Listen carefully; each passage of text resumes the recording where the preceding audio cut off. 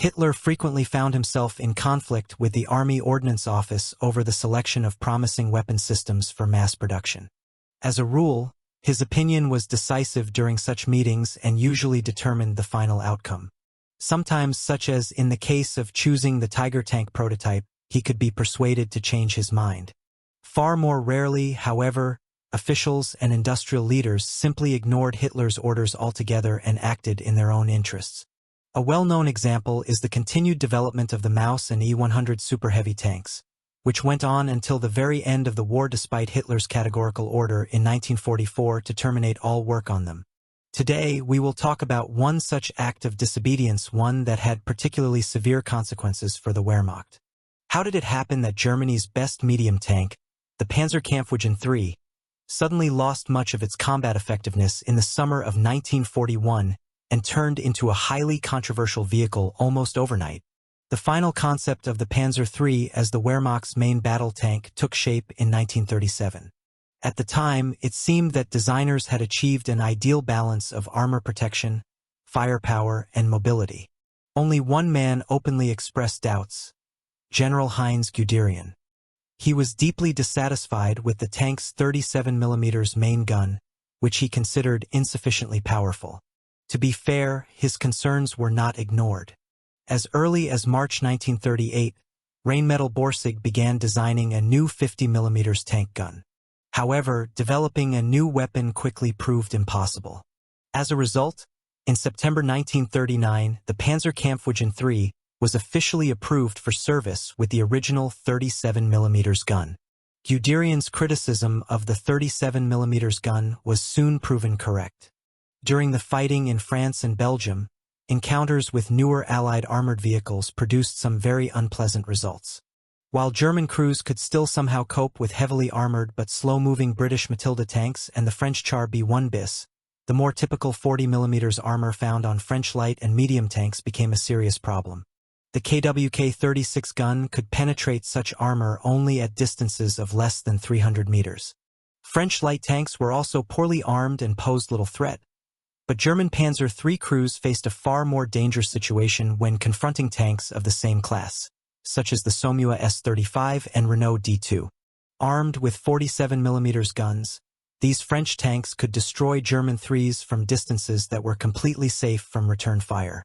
At a meeting in July 1940 dedicated to strengthening the Panzer III's armament, Hitler proposed equipping the tank with a 50mm gun featuring a long barrel 60 calibers in length.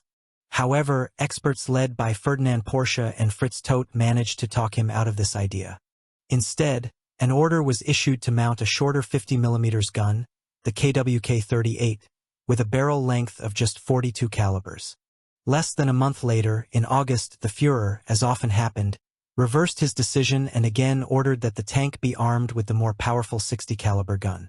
According to the most common interpretation, the main reason why officials and industrial leaders effectively ignored Hitler's wishes was simple conservatism and a strong attachment to outdated concepts. The Ordnance Office believed it knew better than Hitler what a tank should look like. Under the classical design philosophy, a tank gun was not supposed to protrude beyond the hull. This did, in fact, slightly improve cross-country mobility and eliminated the need to rotate the turret when overcoming obstacles such as stone fences or the walls of buildings. Rheinmetall Borsig, having spent 2 full years developing, testing, and preparing the 5.0 cm KWK-38L/42 gun for mass production, naturally wanted to recoup its investment. The gun fit neatly into the existing turret design, and switching production lines at Daimler-Benz and MAN was expected to be relatively painless. Government officials, for their part, saved both time and money by avoiding the development of a new weapon altogether. As a result, the short-barreled gun went into full-scale production.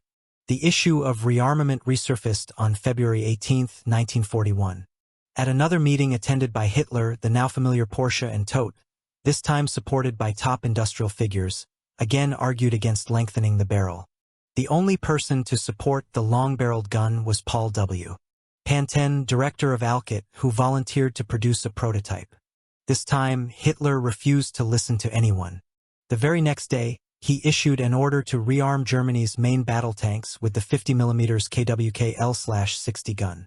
The weapon was demonstrated to him in late March, and production was expected to begin in time for the invasion of the Soviet Union. But those with vested interests saw no reason to hurry and calmly continued producing the already familiar KWK-38L/42 gun. One reason for this almost Olympic calm was the fact that the Panzer III's frontal armor had already been increased to 50 mm, making it immune to Soviet 45 mm anti-tank and tank guns. This was expected to compensate for the gun's lower armor penetration performance. German tank designers did not anticipate that their main opponents would be the T-34 and the KV heavy tank.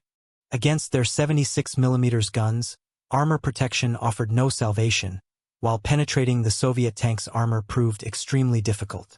While Soviet tanks could destroy Panzer IIIs from virtually any distance, German crews had to close to within 200 to 300 meters to have a reasonable chance of success. The remaining advantages, better optics, superior crew ergonomics, and a dedicated commander, offered little consolation. As a result, a tank that had been specifically designed to fight other tanks became poorly suited for that role. Meanwhile, the introduction of the new gun remained stalled. According to some accounts, when Hitler learned of this, he flew into a rage, but those responsible got off lightly. Their careers suffered no real consequences, although they did finally begin to move.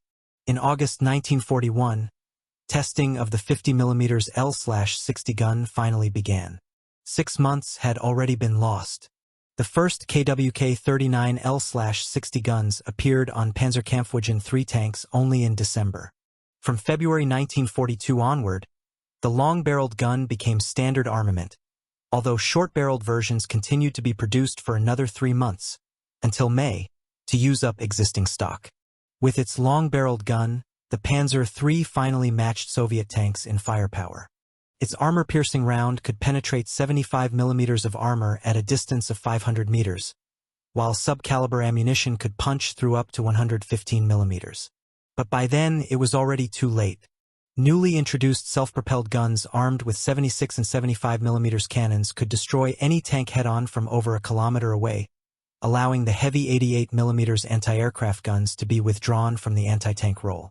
The story of the Panzerkampfwagen III is a clear example of how a single minor decision, and sheer stubbornness, can cost an army thousands of vehicles and the lives of their crews. So what do you think? If the long-barreled gun had entered mass production on time, could it have changed the course of the first months of the war on the Eastern Front?